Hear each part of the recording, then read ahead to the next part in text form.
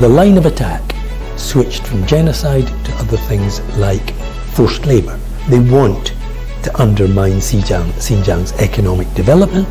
They want ordinary people to be poor.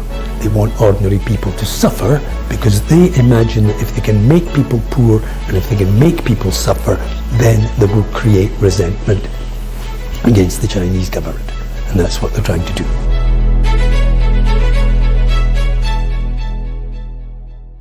Hello everyone, welcome to InXinjiang, telling you the most truth about Xinjiang from expert eyes. Today we are very honored to have with us David Ferguson, honorary chief English editor of the Foreign Languages Prize at CICG. Well, welcome to you, Mr. Ferguson. Thank you very much. It's a pleasure here to talk to you, Jessica.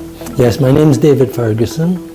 I have been in China for almost 20 years. Would you like to say something, or would you like to share with us your understanding of China's Xinjiang? Well, I first started to look into in more detail when the accusations of genocide started to occur.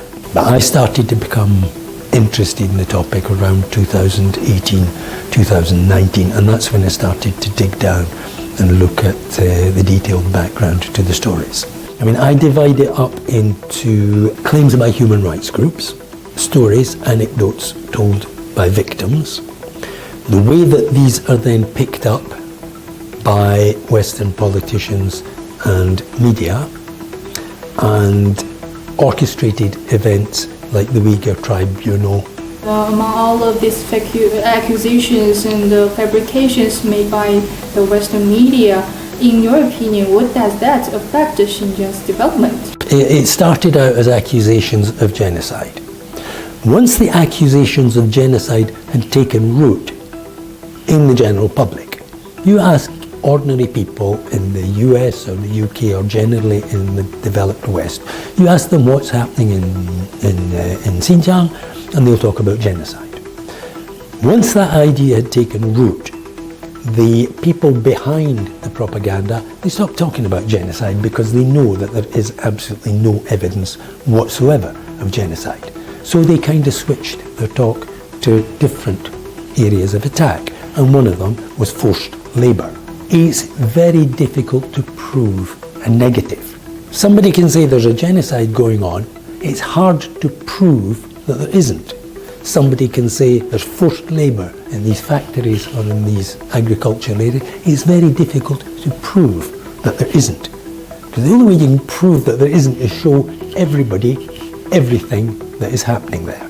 The line of attack switched from genocide to other things like forced labour. And through their accusations of forced labour, they managed to create justification for sanctions and justification for discouraging Western companies from doing business in Xinjiang. And the goal is very simple and very clear. They want to undermine Xinjiang's economic development. They want ordinary people to be poor. They want ordinary people to suffer because they imagine that if they can make people poor and if they can make people suffer, then they will create resentment against the Chinese government. And that's what they're trying to do. In your opinion, do they succeed on that? I've never been to Xinjiang. This is my first visit.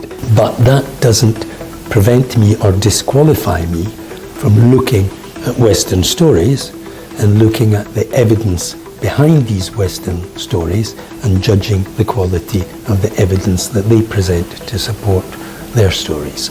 If you take statistics, one of the first big claims, really the start of the anti-Xinjiang campaign, was in 2017, 2018.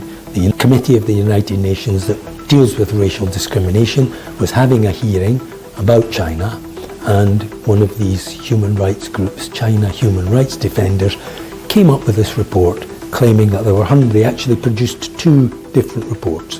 And the basis of these claims was interviews with 8 people, 8 individual villagers who were never identified. No, they couldn't be identified, they had to stay anonymous.